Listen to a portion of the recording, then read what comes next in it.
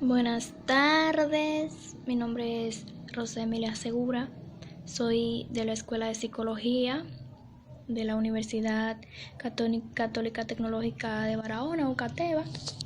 En esta ocasión le estaremos hablando sobre la naturaleza de las emociones, componentes de las emociones, cómo surgen las emociones, teorías que explican las emociones, ira y agresión, placer y gozo. Vamos a iniciar con la presentación. Vamos a iniciar con el primer tema, que es la naturaleza de las emociones. Según las teorías de James Lange, es una hipótesis sobre el origen, la naturaleza y la transmisión de las emociones. La teoría fue propuesta por William James y Carl Lange simultáneamente, pero de forma independiente, en el 1884, y propone que la corteza cerebral recibe e interpreta los estímulos sensoriales que provocan emoción, produciendo cambios en los organismos viscerales a través del sistema nervioso autónomo y en los músculos del esqueleto a través del sistema nervioso somático. Y según Freud, la emoción contiene dos elementos distintos. Por un lado, las descargas de energía física. Por otro lado, ciertos sentimientos, percepciones de las acciones motrices que se producen y sentimientos de placer o desagrado que dan a la emoción sus características esenciales. Según Dancing, la emoción como una experiencia corporal, viva, veraz, situada y transitoria que impregna el flujo de conciencia de una persona, que es percibida en el interior de recorriendo el cuerpo y que durante el transcurso de su vivencia sume a la persona y a sus acompañantes en una realidad nueva y transformada. Los tres componentes de las emociones. Tenemos que detrás de las emociones que experimentamos existen tres procesos que las definen, que es el componente conductual, el componente neurovegetativo y el cognitivo. Vamos a ver de qué tratan esos componentes. El componente conductual. Vemos que en cuanto al comportamiento, cuando experimentamos una emoción, este puede traducirse en acciones muy energéticas o impulsivas. Estos cambios pueden verse reflejados en nuestro tono de voz, la melodía o la prosodía. También entran en juego las expresiones faciales que reflejan el impacto que ha tenido dicha emoción. Además, informa a las personas de nuestro entorno de cómo nos sentimos.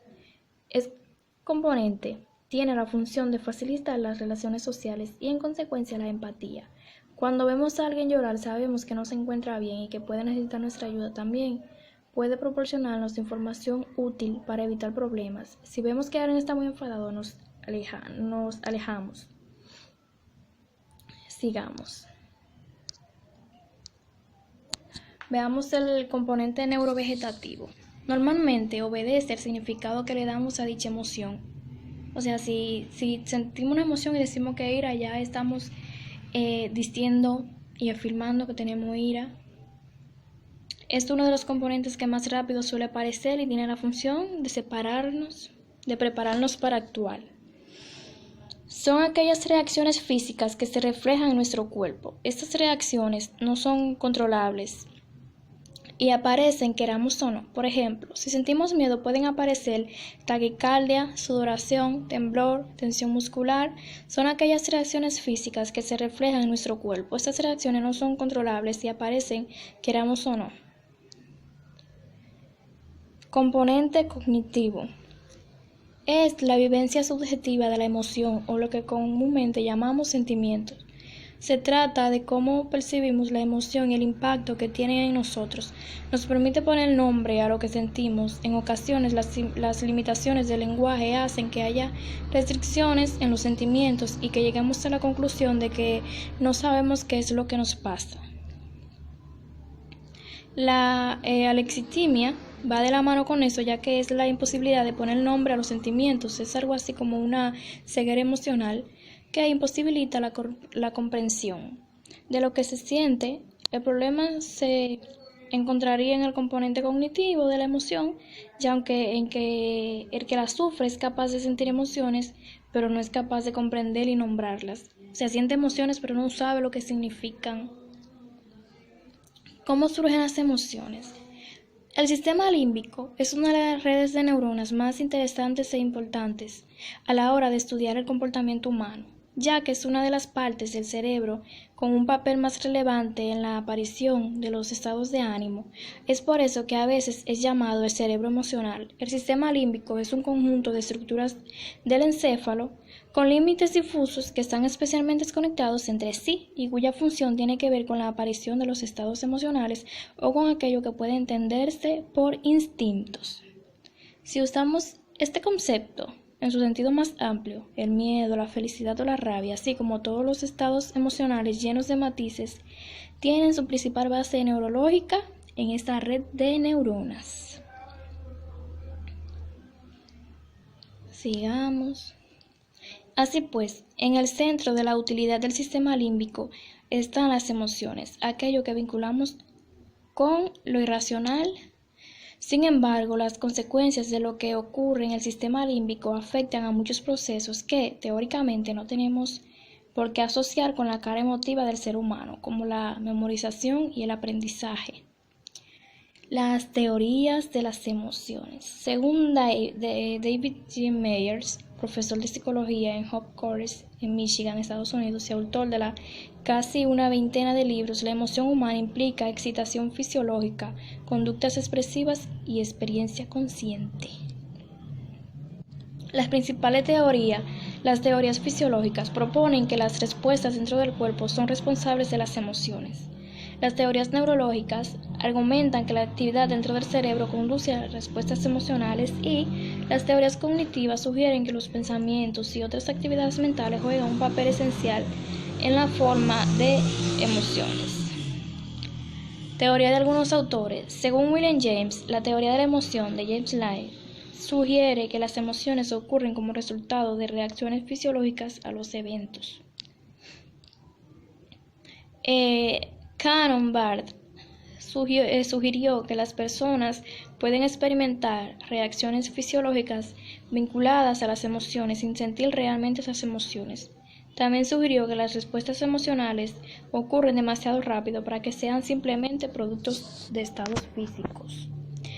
La teoría de Schachter-Singer sugiere que cuando un evento causa excitación fisiológica, tratamos de encontrar una razón para esta excitación.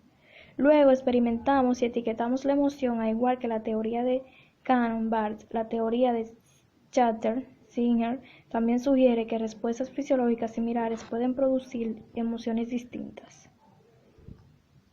Ira y agresividad. Según Albert Bandura, la agresividad puede ser resultado de un proceso de imitación desde muy temprana edad.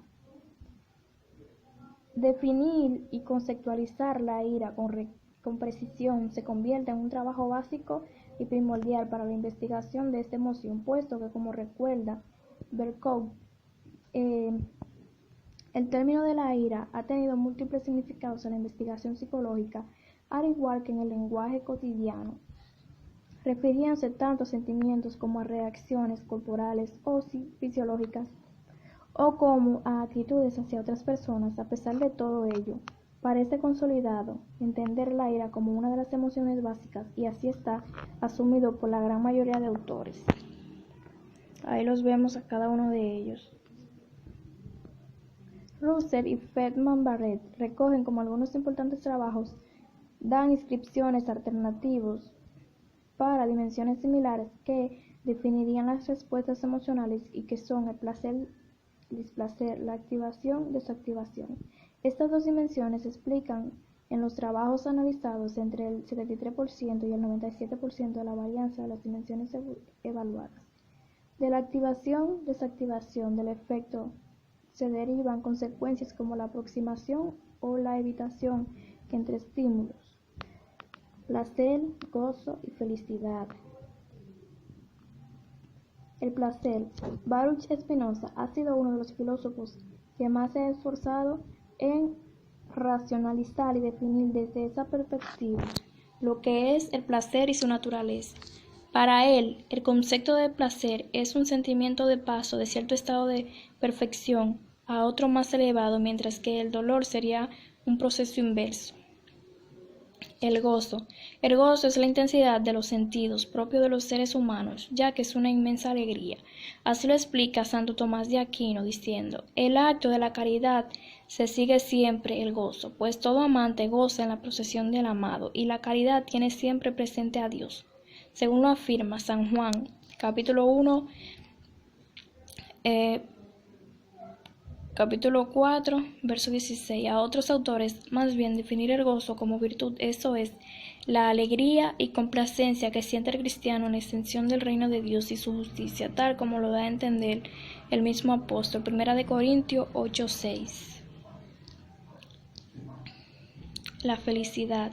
Según la Real Academia Española de la Lengua, la felicidad es un estado de grata satisfacción espiritual y física. Esa definición encajaría bastante con la versión de Platón, ya que para el filósofo griego, alumno de Sócrates, radica en el crecimiento personal y es fruto de la satisfacción concedida a través de pequeños logros. La felicidad depende de nosotros mismos.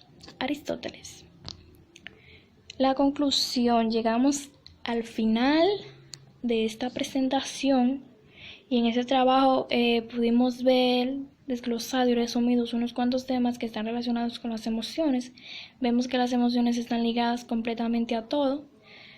Con la información revisada respecto al tema, podemos resaltar la importancia que tiene el estudio de las emociones desde la psicología y otras ramas.